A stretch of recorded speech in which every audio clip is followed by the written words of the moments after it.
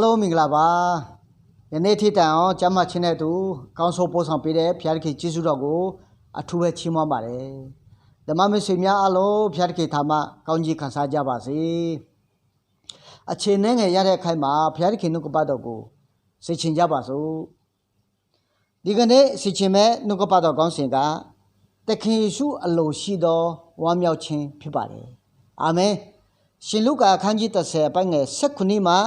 20ကိုအတူတကွကြည့်ပြီးမှခွန်အားယူကြပါစို့တနေ့တော့အခါမှာတခင်ယေရှုစေခိုင်းတဲ့တပည့်တော်90ကဣယုံကလေးတရားကိုကောင်းကောင်းလုပ်ပြီးမှနမိတ်လက္ခဏာတွေကောင်းကောင်းလုပ်ပြီးမှနတ်ဆိုးတွေကိုနိုင်ပြီးမှတခင်ယေရှုရှိမှပြန်လာပါတယ်တခင်ယေရှုရှိမှပြန်လာတဲ့အခါမှာကိုရောနာမကြောင့်ကျွန်တော်တို့ကအင်္ဂလိပ်ကိုကောင်းကောင်းလုပ်နိုင်တယ်နမိတ်လက္ခဏာတွေလုပ်နိုင်တယ်နတ်ဆိုးတွေကိုနိုင်ခဲ့တယ်လို့အကြောင်းလာကြပါတယ်သူတို့အကြောင်းကြားတဲ့အခါမှာသူတို့ရဲ့စိတ်ထဲမှာအလွန်ဝမ်းမြောက်သောစိတ်နဲ့အလွန်ဝါတာပီတိဖြစ်တဲ့စိတ်နဲ့အကြောင်းလာကြတာကိုတွေ့ရပါတယ်သူတို့ပြောတဲ့အခါမှာသခင်ယေရှုကဘယ်လိုပြောလိုက်တယ်လဲ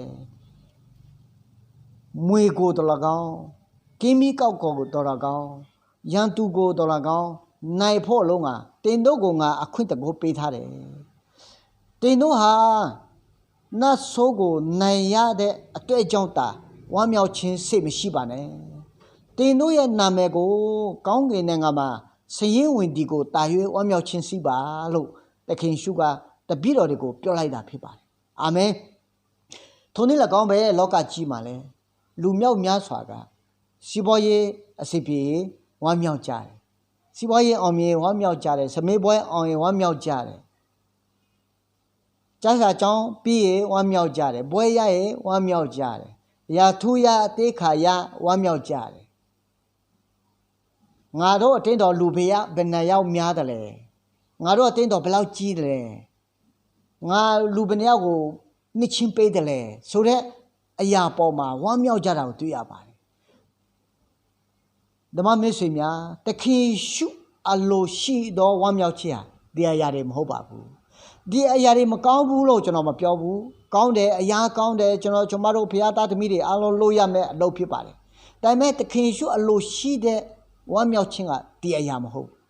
ကျွန်မတို့ရဲ့နာမည်စရင်ကိုကောင်းကင်နိုင်ငံမှာဝင်ဒီကိုဝမ်းမြောက်တော်သူအား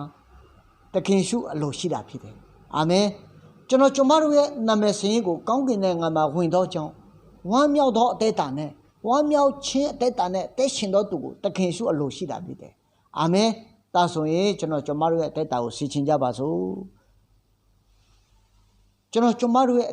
နာမည်စရင်ဟာကောင်းကင်နိုင်ငံမှာစရင်ဝင်ပြီးပြီလားကျွန်မတို့ရဲ့နာမည်ကောင်းကင်နိုင်ငံမှာစရင်ဝင်ပြီးပြီဆိုရင်ထိုအရာကိုတာ၍ဝမ်းမြောက်ကြပါစို့ကျွန်မတို့ရဲ့နာမည်ကောင်းကင်နိုင်ငံမှာစရင်မဝင်သေးဘူးဆိုရင်အခြေရှိဒီကာလမှာစီချင်ကြပါစို့ဒီနှုတ်ပတ်တော်အားဖြင့်ကျွန်မတို့တယောက်စီတဲ့အတွက်စီချင်စရာနှုတ်ပတ်တော်ဖြစ်ကြပါစေအားလုံးပေါ်ဘုရားသခင်ကောင်းကြီးပေးပါစေအာမင်